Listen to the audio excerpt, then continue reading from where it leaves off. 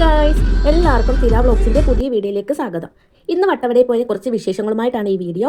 ഞങ്ങൾ വൈകുന്നേരം എറണാകുളത്ത് നിന്ന് വട്ടവടയിലേക്ക് പോയത്.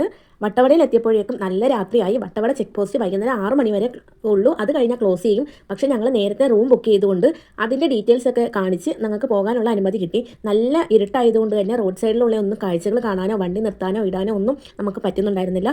ആനയും കാട്ടുപോത്തും അങ്ങനെ വന്യമൃഗാദികളെല്ലാം ഇറങ്ങുന്ന ഒരു ടൈം ആയതുകൊണ്ട് തന്നെ നമ്മുടെ അടുത്ത് ചെക്ക് പോസ്റ്റ് എത്തുമ്പോൾ തന്നെ നമ്മുടെ അടുത്ത് പറയും എവിടെയും സൈഡിൽ ഒതുക്കരുന്ന്. അങ്ങനെ ഞങ്ങൾ നേരെ വട്ടവട ആ കാടിനകത്തോടെ യാത്ര തുടങ്ങി. അപ്പോൾ വട്ടവട പോകാനായിട്ട് പ്ലാൻ ചെയ്യുന്നവർ ഇതൊന്ന് ശ്രദ്ധിച്ചാൽ മതി. 6 മണിക്ക് മുന്നേ നമുക്ക് ചെക്ക് പോസ്റ്റ് കടന്നാൽ നല്ലതായിരിക്കും. അല്ലെ പിന്നെ റൂം കാര്യങ്ങളെല്ലാം ബുക്ക് ചെയ്ത് ആ ഡീറ്റെയിൽസ് കാണിച്ചാലേ ചെക്ക് പോസ്റ്റ് വഴി നമ്മൾ കടത്തി വിടത്തുള്ളൂ. കടത്തി വിട്ടാൽ തന്നെ നല്ല കാടായിരിക്കും. കാടിൻ്റെ നടുവിൽ കൂടെ നമുക്ക് നല്ല കുറച്ച് പേടിയും കാര്യങ്ങളൊക്കെ ആവും. അതുകൊണ്ട് അതിലും കുറച്ച് നേരത്തെ 6 മണിക്ക് മുന്നേ ആയിട്ട് പോകാനായിട്ട് ശ്രദ്ധിക്കാം. ഞങ്ങളൊരു 9 മണി കഴിഞ്ഞപ്പോഴായിരുന്നു എത്തിയത്.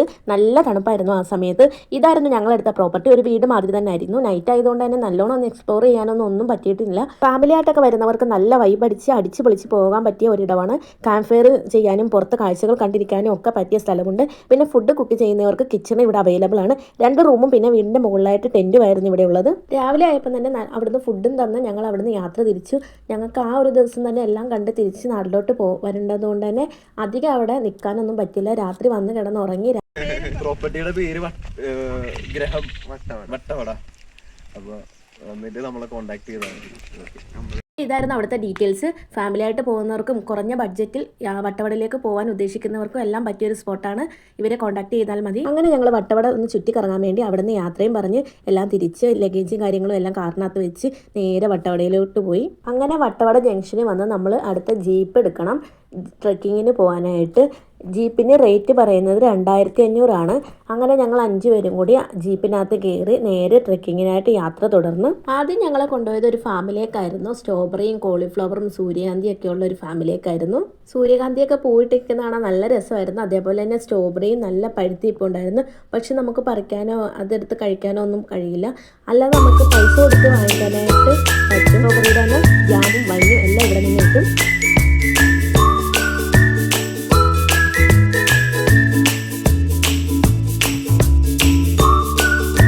സ്പോട്ട് നമ്മളെ കൊണ്ടുപോയത് ഒരു മലയുടെ മേലെയായിരുന്നു.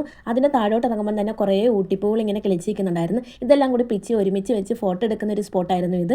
പിന്നെ ആ കാണുന്ന മലയുടെ അപ്പുറമാണ് കൊടൈക്കനാൽ എന്നാണ് നമ്മുടെ ജീപ്പിലെ ഡ്രൈവറായ ചേട്ടൻ പറഞ്ഞു തന്നത്. ഒരു പൂ വെച്ചാനായിട്ട് മലയുടെ മേളിൽ നിന്ന് താഴോട്ട് ഇറങ്ങുന്നുണ്ടായിരുന്നു. അമ്മയും ചേച്ചിയൊക്കെ ഒരുപാട് പൂ വെച്ച് പിന്നെ അത് വെച്ച് കുറേ ഫോട്ടോസും കാര്യങ്ങളും എല്ലാം എടുത്തിരുന്നു. അടുത്ത സ്പോട്ടിലോട്ട് പോവുകയാണ്. അപ്പോൾ ഇതായിരുന്നു ഞങ്ങളെടുത്ത് ട്രെക്കിങ്ങിനായിട്ട് എടുത്ത ജീപ്പ്. മൂന്നാറും വട്ടവടയിലൊക്കെ വരുന്നവർ വെറുതെ കാഴ്ചയും കണ്ട് തിരിച്ചു പോവാതെ വട്ടവടയിൽ നിന്ന് ട്രെക്കിങ്ങിനായിട്ട് പോകണം. അത് ഒരു നല്ലൊരു അനുഭവമായിരിക്കും. കുറേ കാഴ്ചകൾ കാണുന്ന കൂട്ടത്തിൽ ഈ ഒരു അനുഭവം കൂടി നമുക്ക് നല്ലൊരു അനുഭവം തന്നെയായിരിക്കും.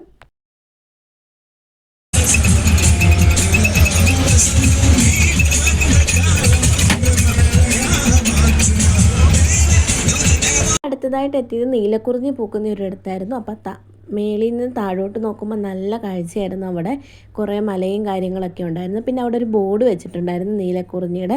പിന്നെ അതൊക്കെ കഴിഞ്ഞ് തൊട്ടടുത്തൊരു ചായക്കട ഉണ്ടായിരുന്നു. പിന്നെ അവിടെ പോയിട്ട് നല്ല ചൂട് ചായയും ബ്രെഡ് ഓംപ്ലേറ്റും കഴിച്ചു. ഒരു ചെറിയ ചായക്കടയായിരുന്നു. അതുകൊണ്ട് തന്നെ വലിയ സൗകര്യങ്ങളൊന്നുമില്ല. പിന്നെ അകത്ത് ഇരിക്കാൻ പറ്റിയ സീറ്റൊന്നും ഇല്ലായിരുന്നു ആദ്യം.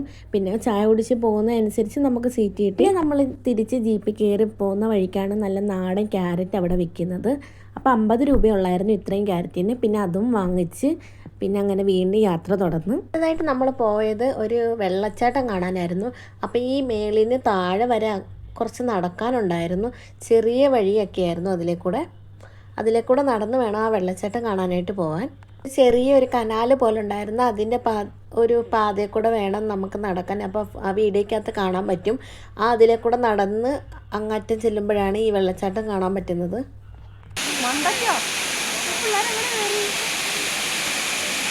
അങ്ങനെ വട്ടവടയിലെ കാഴ്ചയെല്ലാം കണ്ട് ഞങ്ങൾ നേരെ ജംഗ്ഷനിൽ വന്ന്. അപ്പോൾ ട്രെക്കിങ് ഒക്കെ കഴിഞ്ഞ് ഞങ്ങളുടെ കാറിൽ കയറി നേരെ തിരിച്ച്. അപ്പം വരുന്ന വഴിക്കായിരുന്നു മാട്ടുപ്പെട്ടി ഡാം. കുറേ കടകളുണ്ടായിരുന്നു. ഈ കടകളുടെ മുകളിലെല്ലാം കുറേ കുരങ്ങന്മാരും ഉണ്ടായിരുന്നു. പിന്നെ അതെല്ലാം കണ്ട് മാട്ടുപ്പെട്ടി ഡാമും കണ്ട് വീട്ടിലേക്കും കുറച്ച് സാധനങ്ങളും കാര്യങ്ങളൊക്കെ വാങ്ങിച്ചിട്ട് ഞങ്ങൾ അവിടെ നിന്ന് പാനിപ്പൂരിയും കഴിച്ച് മസാലപ്പൂരിയും കഴിച്ച് പിന്നെ ചായയും കുടിച്ച് വീണ്ടും യാത്ര തിരിച്ച് വരുന്ന വഴിക്കായിരുന്നു കുറേ തേയിലത്തോട്ടം കാര്യങ്ങളൊക്കെ കണ്ട്. അപ്പോൾ കുറേ പേര് അവിടെ നിന്ന് ഫോട്ടോ എടുക്കുന്നുണ്ട്. അപ്പോൾ പിന്നെ ഞങ്ങളും കാർ ഒതുക്കിയിട്ട് ഞങ്ങളും പോയി ഫോട്ടോയും വീഡിയോ ഒക്കെ എടുത്ത്. അപ്പം നൈറ്റ് കാണാതെ പോയ കാഴ്ചകളായിരുന്നു ഇതും, പിന്നെ വട്ടവട ചെക്ക് പോസ്റ്റും ഒക്കെ.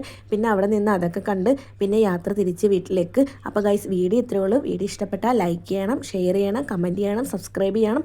അപ്പോൾ താങ്ക് യു ഗൈസ്.